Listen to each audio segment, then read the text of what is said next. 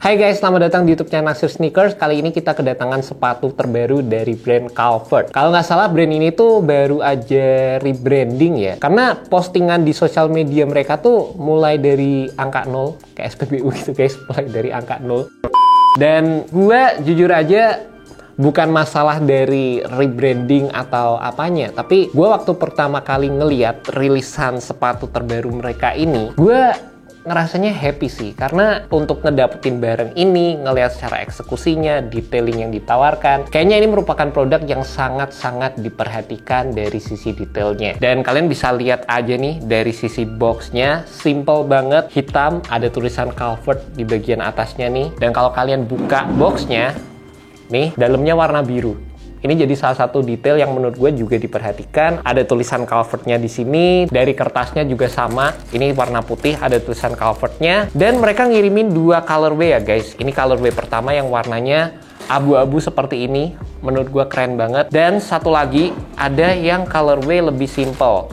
Warna black sama ada sedikit hint warna dark grey-nya juga. Dan basically ya di tahun 2025 ini meskipun baru awal tahun, ini jadi salah satu sepatu yang gue cukup excited. Gak banyak sepatu yang gue bener-bener excited ngelihat desainnya gue langsung kayak tertarik. Gak banyak guys. Secara gue juga udah nge-review sepatu yang lumayan banyak lah ya. Udah 5 tahun nge-YouTube meskipun subscriber masih 50.000 aja gitu. Kita tahun ini berupaya untuk menaikin subscriber ke angka 200.000 guys. Jadi kalau kalian suka dengan konten-konten kita, tolonglah kalian subscribe, share ke teman-teman kalian juga. Dan yang gue happy adalah sepatu-sepatu dengan look seperti ini, dengan eksekusi seperti ini, berasa banget kalau emang semuanya itu dipikirin. Dan itu menurut gue jadi hal yang missing gitu guys di brand-brand lokal saat ini. Gue nggak bilang semuanya ya, tapi rasanya tuh ada. Kalau gimana ketika kalian ngedapetin sebuah sepatu baru, terus rasanya tuh ada bagian yang harusnya kalau diginiin akan lebih oke deh. Atau misalnya ada kayak paneling yang, oh ini kayaknya ketebelan deh. Kayaknya kalau dibikin tipis itu bakal lebih oke lagi. Kayaknya materialnya masih ya standar-standar aja deh. Kayak seadanya gitu. Pokoknya asal rilis lah sepatunya. Gue nggak ngedapetin feel seperti itu di sepatu ini. Karena dari sisi detail, dari sisi packaging, vibe unboxingnya, itu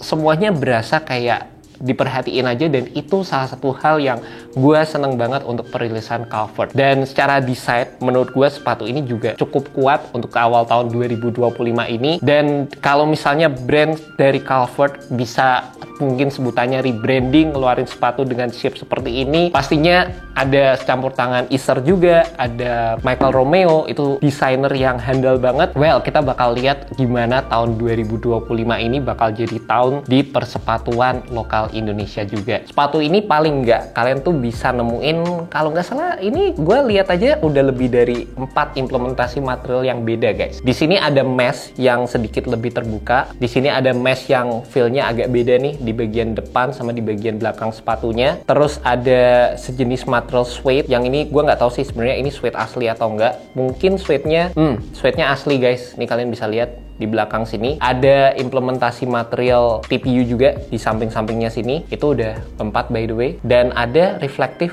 materialnya juga di bagian samping sini guys. Terus di bagian tangnya ini juga material yang digunakan menurut gua asik banget. Dan untuk nemuin kombinasi material mana yang pas satu sama lain itu pasti butuh effort guys. Itu yang kadang nyampe gitu loh guys, nyampe ketika kalian ngerilis sepatu dengan bener-bener niat, ada desainernya yang bener-bener ngasih eksekusi desain yang bagus. Terus ya pastinya creative director juga punya campur tangan untuk nentuin arahan-arahan mana yang baik. Ini kelihatan loh guys, beneran. Secara implementasi logo, penempatannya kayak cuma di sini, di area tang aja, simple banget, minimalis, nggak aneh-aneh. Meskipun, sekali lagi, untuk implementasi midsole-nya, ini pasti masih menggunakan open source, tapi nggak bisa dipungkiri, ini nyatu banget dari keseluruhan midsole, desain di bagian uppernya, ini semua ngeblend antara satu sama lain. Dan paneling yang dipakai juga banyak banget, makanya gue jadi tertarik sih sama sepatu ini. Jarang-jarang lah gue nemuin sepatu zaman sekarang yang build-nya itu menggunakan paneling material yang terbilang cukup banyak. banyak. Dan pastinya kalau kalian tuh bilang desain dari sepatu ini mungkin kayak ngingetin sama sepatu ini bang, atau ngingetin sama sepatu ini, gue nggak terlalu nemu sih. Maksudnya gue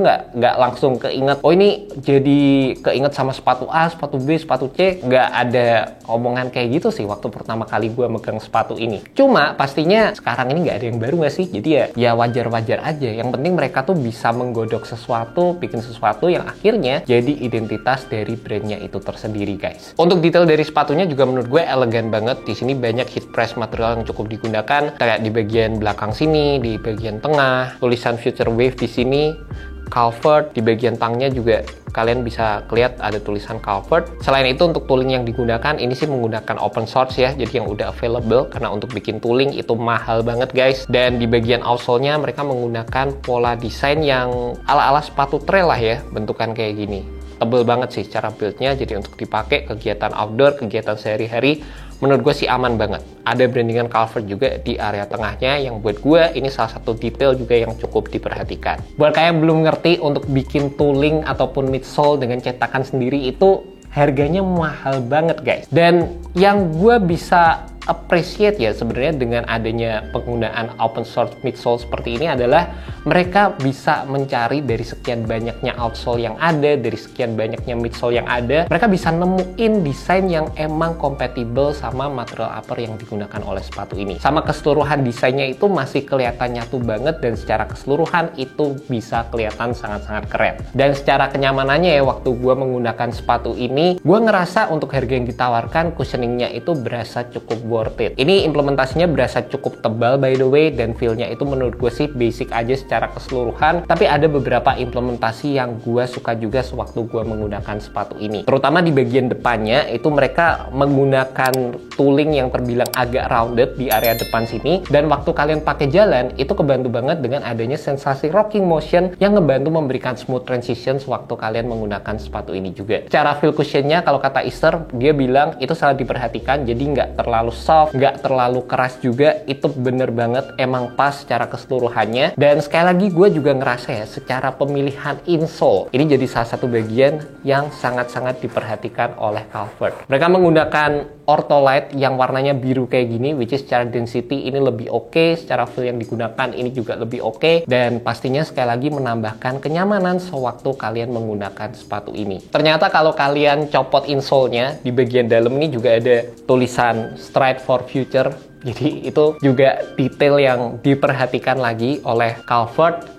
Terlepas, gue ngerasa juga waktu menggunakan sepatu ini, fitnya agak snug ya untuk ukuran 43. Jadi gue saranin untuk kalian yang pengen beli sepatu ini, coba naikin satu size dibandingkan dengan regular size kalian pada umumnya, karena di sepatu ini gue pakai size 43, jempol gue tuh rasanya persis di bagian depan gitulah guys. Padahal di sini tulisannya 43 tuh 28 cm, which is itu setara sama ukuran 44 di sepatu Nike ataupun di sepatu Adidas gue biasanya. Waktu dipakai gue juga ngerasa kalau misalnya bagian belakangnya itu dibikin lebih kokoh, fitnya itu bakalan makin gokil lagi di sepatu ini. Dan untuk kekokohan di bagian tengahnya juga menurut gue udah aman banget. Ya cuma di bagian heel aja sih, ini bisa sedikit aja dibikin lebih kokoh. Terlepas ini juga udah sebenarnya udah cukup diperhatikan sih. Selain itu berasa agak nukik ke belakang dikit juga, dan mungkin itu aja sih yang bisa diperhatiin oleh brand Calvert. Minor aja sih kalau menurut gue. Untuk harga yang ditawarkan 600 ribuan kalau nggak salah sepatu ini dijual, gue ngerasa sih secara build, secara pemilihan material, secara desain yang ditawarkan ini udah on point banget, dan gue ngerasa ini jadi salah satu desain yang kuat dari sepatu Calvert untuk awal tahun 2025